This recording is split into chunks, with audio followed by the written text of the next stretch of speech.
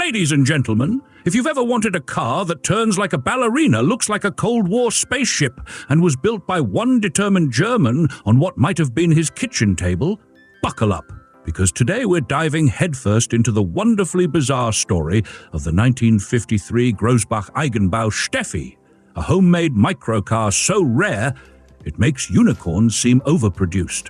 It's got tail fins that double as roof rails, a control stick straight out of a fighter jet, and a turning radius tighter than my Uncle Rolf's wallet. And the best part?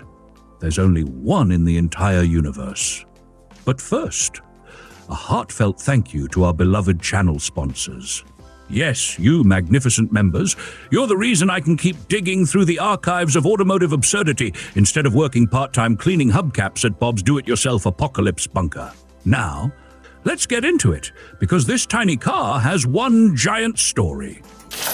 Back in 1953, in the quaint little town of Tam in West Germany, an unemployed engineer named Alfred Grohsbach did what most people only dream of. He built his own car, not a kit car, not a go-kart, a full-blown two-seat microcar with a plexiglass bubble canopy and prominent tail fins. And he did it all, apparently, on the kitchen table. Post-war Germany was in full microcar mode. Fuel was expensive, factories were recovering, and if you wanted something affordable and futuristic, you either waited for BMW to make it, or you made it yourself. Alfred chose the latter. Grohsbach wasn't aiming to become the next Messerschmitt or BMW. This wasn't a startup or a pre-production prototype.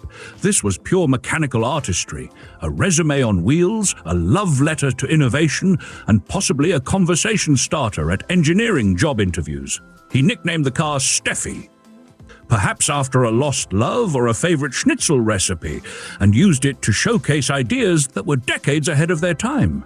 He even secured patents. Unlike factory microcars like the Isetta or Heinkel, the Grohsbach Eigenbau was completely one of a kind. And amazingly, it survived. Today, it lives in the Auto- und Uhrenwelt Museum in Schramberg, Germany, a perfect home for a machine that's part car, part sci-fi movie prop, and part historical footnote with 4 tiny wheels. But don't let its cuteness fool you. Underneath that little green dome was some real genius at work. For starters, the Steffi ran on a modest but plucky 248cc single-cylinder two-stroke engine, likely borrowed from a motorcycle, which cranked out a respectable 12 horsepower. That might not sound like much until you realize the entire car probably weighed about as much as a suitcase full of bratwurst, around 300 to 350 kilograms. 660 to 770 pounds, the car had 4 wheels and featured 4-wheel steering. The drive layout and transmission details are not documented by the museum's sources. But where things get properly fascinating is in the steering. This wasn't just a microcar, it was a microcar with 4-wheel steering.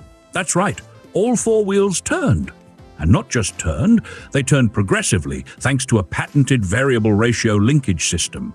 Basically, at low speeds, all 4 wheels pivoted to help you park in spots the size of a bar stool.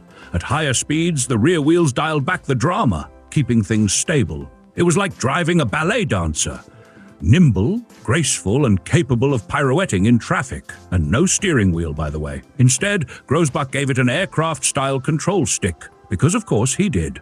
Throttle, brakes, clutch, all controlled from the handlebars. It's like he took the cockpit of a Messerschmitt fighter, removed the wings, and added a license plate. Honestly, the only thing missing was an ejector seat and a built-in radio tuned to post-war jazz. The chassis? Homemade. The body? Compact coupe with fully enclosed wheels and a dome canopy made from plexiglass. The suspension?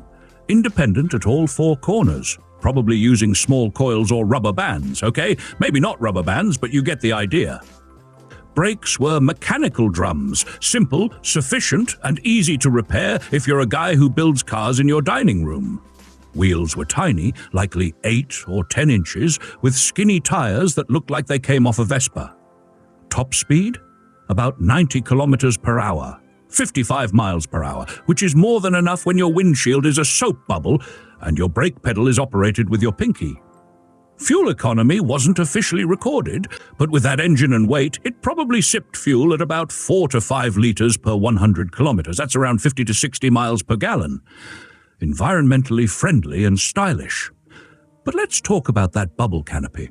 It didn't just look cool, it slid back on rails to allow entry. And those rails? They doubled as tail fins.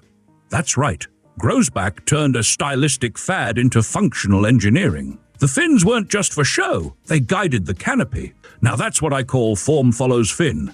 And then there's the turning radius, rumored in microcar circles to be so tight you could U-turn in a hallway. That may be an exaggeration, but with four-wheel steering and that ultra-light body, Steffi probably could spin around like a dachshund chasing its tail. One German observer quipped that parking was child's play, and I believe it. To be clear, the steering mechanism wasn't just mechanical wizardry, it was patented genius. Grohsbach's 1953 patent described a non-linear, curved ratio steering linkage. Small inputs gave you gentle turns. Big inputs brought out the big angles. It meant the car was stable on the highway. Well, as much as a plastic egg can be stable on the Autobahn, but still absurdly maneuverable in tight spaces. Combine that with the integrated control stick, and you've got one of the most forward-thinking cockpit layouts of its era.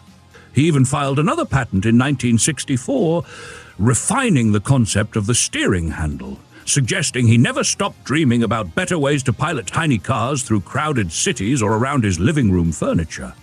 The man had vision, tools, and clearly no fear of mixing domestic life with drivetrain experimentation.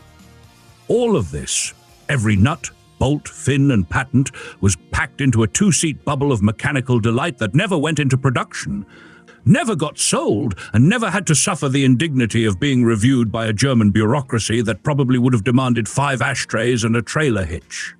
Now let's place Steffi into her proper market context, which is a bit tricky since she never actually had a market. Still, her spiritual siblings were buzzing around 1950s Europe like caffeinated mosquitoes. The BMW Isetta, Messerschmitt KR175, Heinkel cabine, and Fulda-Mobile were all born from the same post-war need for cheap, efficient, small cars. Unlike those factory-made microcars, though, Grohsbach's car was one of one. No assembly line, no dealer network, no glossy brochure with awkwardly smiling German couples. From a collector's standpoint, the Grohsbach Eigenbau sits at the very top of the microcar mountain, waving her little flag made of hand-beaten aluminium and ingenuity.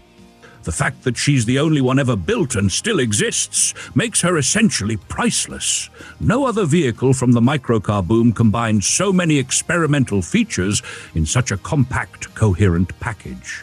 So what became of her creator? Alfred Grohsbach didn't go on to found a car company. There's no Grohsbach Motors, no forgotten logo buried in a warehouse in Stuttgart. Instead, he faded into the footnotes of history, yet left behind a car that now lives permanently in a museum, visited by enthusiasts who wonder why the rest of the industry didn't catch up until 40 years later. And what a testament it is. The Grohsbach Eigenbau Steffi is one of the most delightfully strange, beautifully engineered, and criminally underappreciated cars of the 20th century. It's a rolling symbol of how far you can get with brains, stubbornness, and access to a decent set of wrenches. It reminds us that innovation doesn't require a factory, just a mind that won't quit, and a garage that's barely large enough to fit a Fiat Topolino. So here's to Steffi. The little car that turned in circles, caught the eye, and never stopped making people smile. And to you, dear viewer, don't forget to like, subscribe, and share this story with the most eccentric engineer you know. Build your own dream. Name it Timmy.